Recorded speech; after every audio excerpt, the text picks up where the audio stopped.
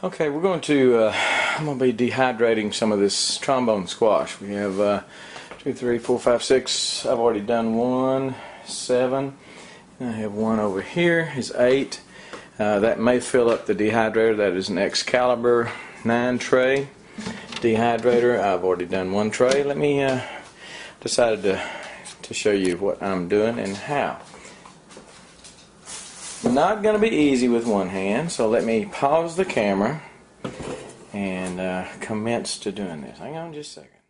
Okay, what I've done is, this one has a big curve to it, so I sliced it to take the curve out because I'm going to be doing it on the mandolin. Some of these are pretty long. This one is around 30 inches long. That's not the big one I showed you in the other video, but this is another one that we got that's really big. The big one laying right there. I'm letting it go to seed. But anyway, slice it. If you've got a curve in it or whatever, then slice it. This is a mandolin, and I don't know whether it's going to work with one hand. Let me see here.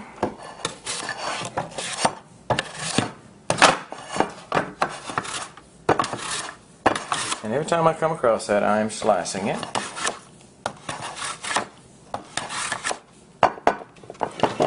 Quarter of an inch thick, or thereabouts. You want all uniform thickness when you're going to dehydrate. I will put those, as I have those, on the dehydrating tray and space them out as such. Put them in there. By the way, this mandolin slicer, it's called a folding mandolin slicer by Progressive. I don't know much about it except that I read some good reviews on Amazon and bought 2 of them. I believe in buying 2 of most anything. I think they were about $15, $17. Man, it does a great job slicing. It will get your finger in a heartbeat. So use, you know, I'm several inches away from it with this, but if you're doing something else that's getting close, like a squash or something like that, use the holder, and you'll grab the holder and use it like that, it goes up and down, because it will, that blade right there will get ya. So you don't want to do that. Anyway, we'll put them outside in the dehydrator. We have normally we put the dehydrator in the spare bedroom. We've got company, so it'll go outside in the garage where it's 100 degrees, and we'll should dehydrate real fast. But anyway, this is one way of dehydrating. Let me zoom over here real quickly.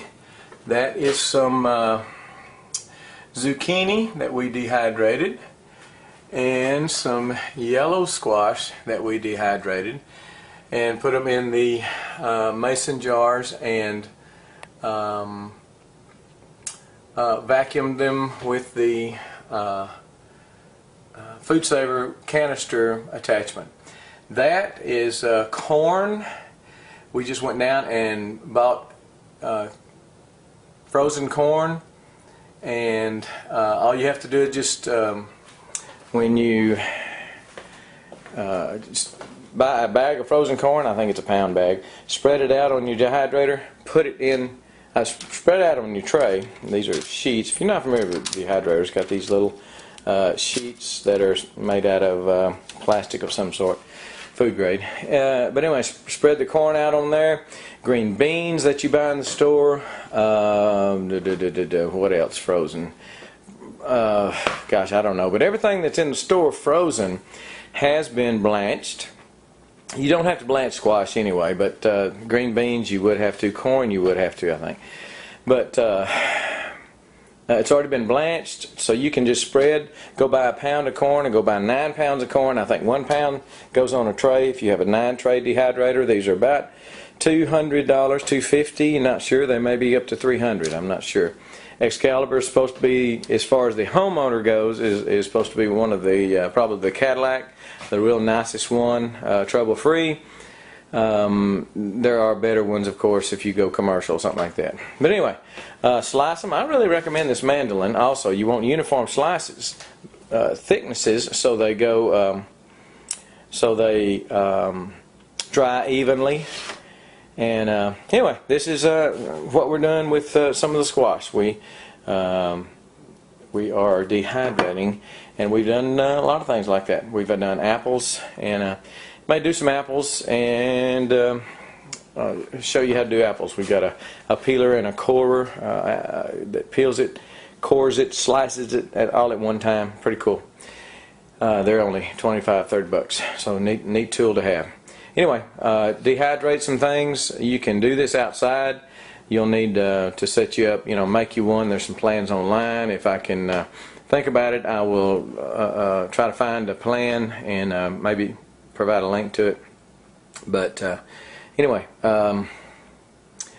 dehydration is a good way to store things. Those when you dehydrate and then put them in a canister or a jar and vacuum seal them, maybe even put a oxygen absorber in them, they will last for a long time.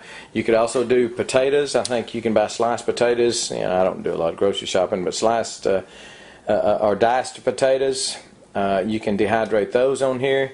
Put those in the mason jars.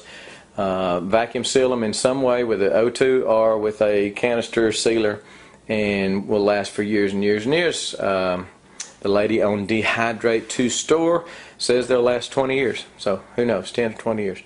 That's not my endorsement, I'm not sure, but I'll let you know in 10 years or 20 if I'm still around. Anyway, dehydrate something. It's a cool way to save things. It's an easy way to save things. There's no canning. We're not heating up the kitchen. We're not. I think this is a 600 watt, so it uses very little electricity, and so I think it's a good way to go. When we rehydrate things in soups and such, you can't really tell the difference. The corn that we bought and dehydrated, we've used in soups and stews and things like that, and you can't tell the difference. So nobody we've ever had over and tried it could tell the difference. So dehydrate some things. Look into a dehydrator. You can find them sometimes on Craigslist. People buy them and don't use them and sell them real cheap. They do the same thing with the food saver vacuum sealers. We'll buy them thinking they're going to save and store and whatever, and never do that. So sometimes you can get them real cheap. There are other what was I going to say? Garage sales, things like that. Yard sales, garage sales. You might can find some things like this real cheap. Maybe some canning jars or something real cheap. Anyway, you may want to try to dehydrate something. Texas Prepper, gone.